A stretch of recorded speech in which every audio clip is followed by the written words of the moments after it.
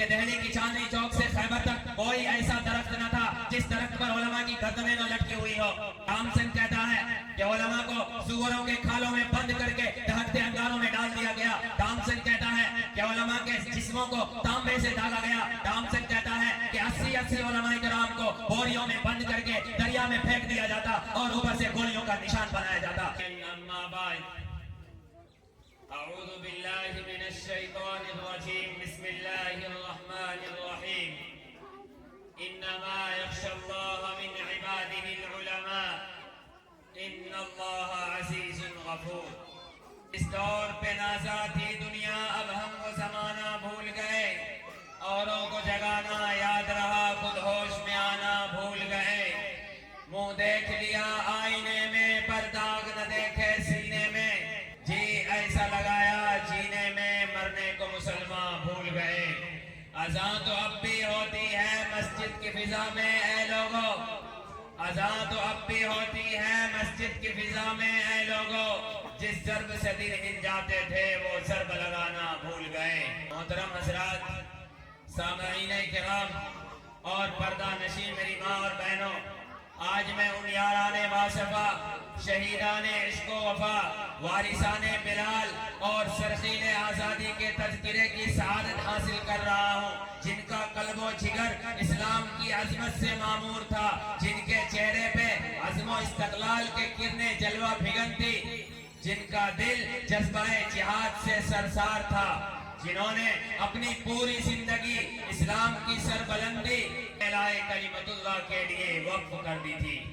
حضرات، چمنستان عالم کا پتا پتا اور بوٹا بوٹا اس بات پر شاہد ہے، یہ طبقہ ان اصحاب فکر و نظر کا طبقہ تھا جنہوں نے ہر ملک کے ہر نازک دور میں امت کی رہنمائی اور دستگیری فرمائی ہے۔ یہ قافلہ ان وارثان قلب و جگر کا قافلہ تھا جنہوں نے ہر دور میں باطل کا مقابلہ کیا۔ باطل نے جب بھی حق کو چیلنج کیا، انہوں نے اس چیلنج کو ایکسپٹ کیا اور سر پکب میدان میں آ نکلے، پوری بے خوفی کے ساتھ باطل کا مقابلہ کیا۔ یہی وہ حضرات ہیں جنہوں نے اپنی جانیں تو دے دی لیکن کبھی بھی باطل کے سامنے سر نہ جھکایا۔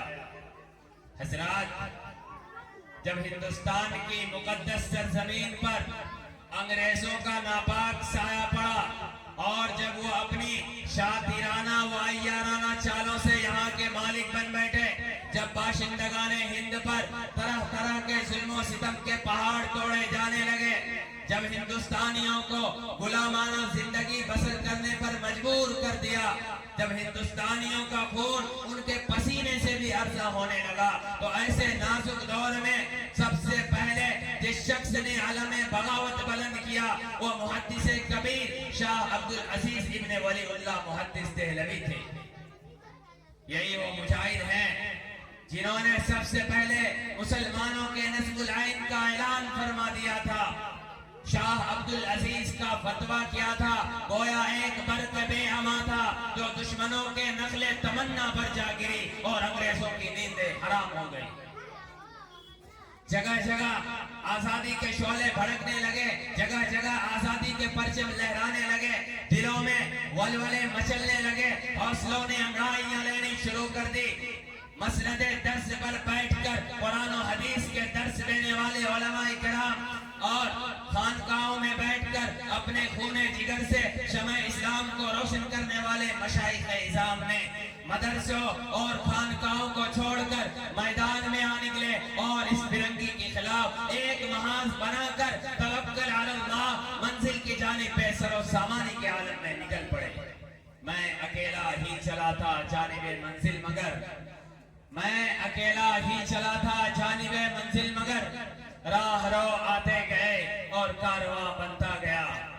محترم حضرات، ہندوستان کی جنگ آزادی میں اگر علماء کرام حصہ نہ لیتے تو یہ ہندوستان کبھی بھی آزاد نہ ہوتا، کبھی بھی آزاد نہ ہوتا، کبھی بھی آزاد نہ ہوتا۔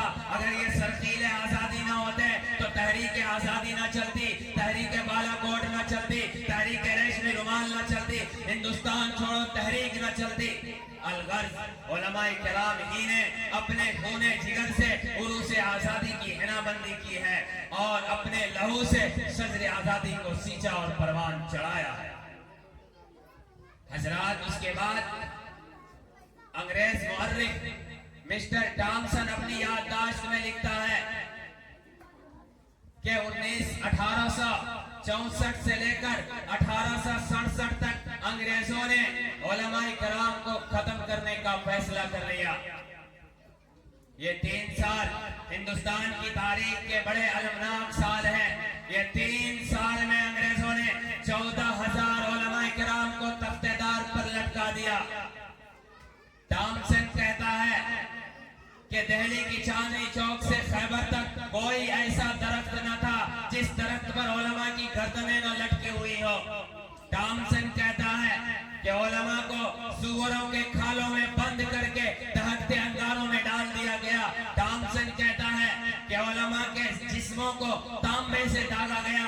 ٹامسن کہتا ہے کہ 80 علماء کرام کو بوریوں میں بند کر کے دریا میں پھینک دیا جاتا اور اوپر سے گولیوں کا نشان بنایا جاتا۔ ٹامسن کہتا ہے کہ میں جب اپنے خیمے میں گیا تو مجھے مردار کی بدبو محسوس ہونے لگی۔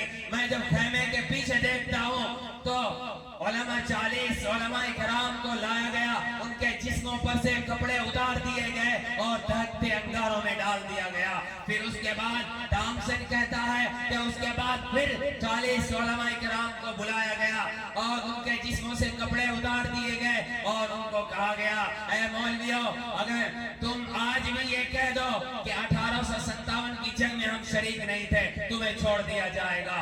لیکن ٹامسن کہتا ہے کہ مجھے میرے پیدا کرنے والے کی قسم، ایک بھی عالم نے انگریز کے سامنے سر نہیں جھکایا۔ وہ اپنے آپ کو جلا کر راکھ کر لیا لیکن انگریز کے سامنے گھٹنے نہیں ٹیکے۔ قصہ مختصر یہ ہے کہ اگر ہندوستان کی آزادی میں علماء کرام حصہ نہ لیتے تو یہ ہندوستان کبھی بھی آزاد نہ ہوتا، کبھی بھی آزاد نہ ہوتا۔ محترم حضرات، جنہوں نے اپنے خون پسینے سے، جن کے آباء و اجداد نے خون پسینے سے اس ہندوستان کو سینچا اور سنوارا، آج کچھ کم بخت لوگ انہی لوگوں کو دہشت گرد بتاتے ہیں۔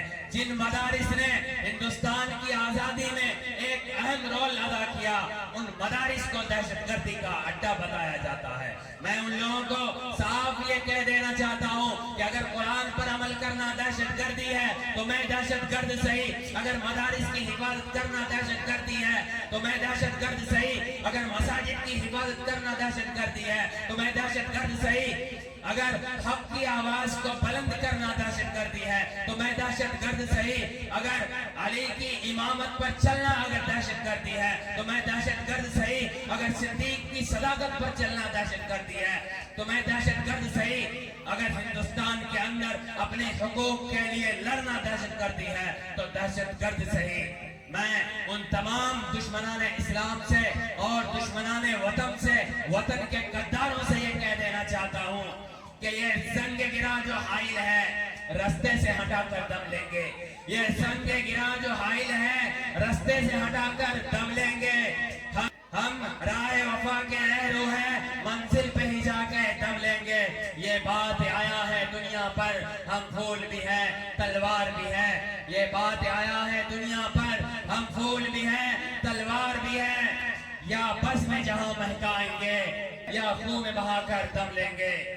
ارباب حکومت سے کہہ دو، ارباب حکومت سے کہہ دو، یہ عزم کیا ہے ہم سب نے، عزت سے جیا تو جی لیں گے یا جام شہادت پی لیں گے۔ علینا الا البلاغ۔